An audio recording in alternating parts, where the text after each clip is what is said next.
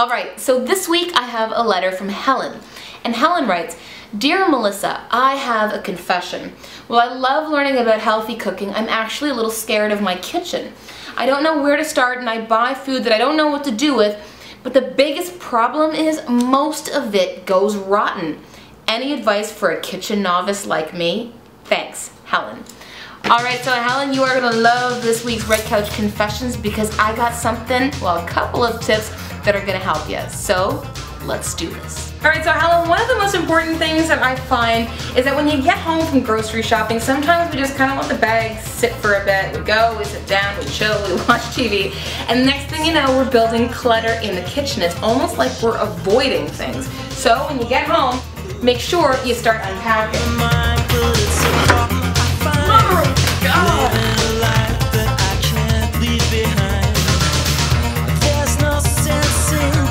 Dropped my carrots. Vino for later. I'm healthy, but hey, I like to enjoy myself just a little bit.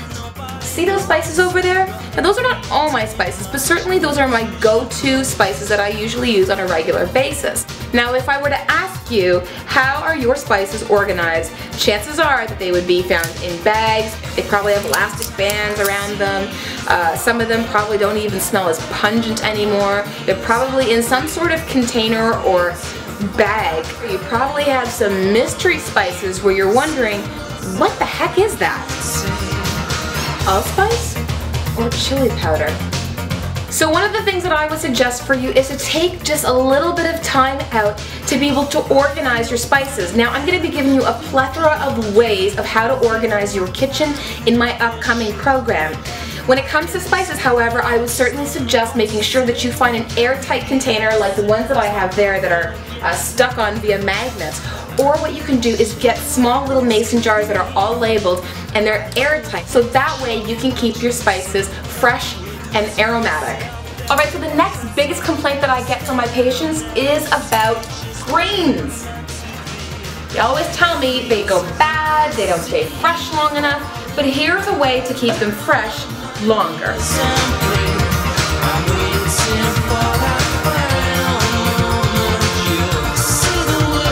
Now, the option is you can put a piece of paper towel in here so that it absorbs all the moisture. This actually helps to keep this fresh, lasting longer. Alright, so the last piece of advice that I'm going to give to you on helping your food stay fresh longer is going to be on things like carrots and even celery. And here's a tip that you are not going to want to miss. So here I have carrots, okay? You want to make sure you wash them.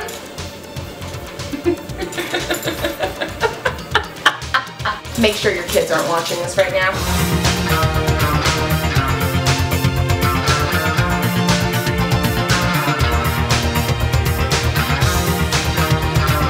Now you'll notice that after a while, if carrots and celery aren't stored properly, they end up going limp. See how hard that is?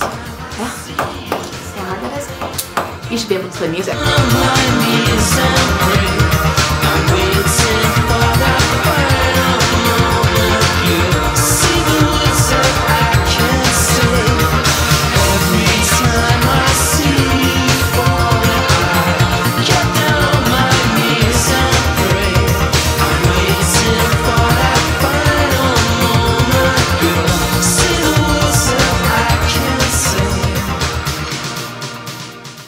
Come on, let's face it.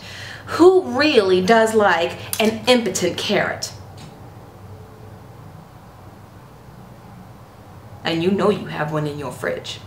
You know.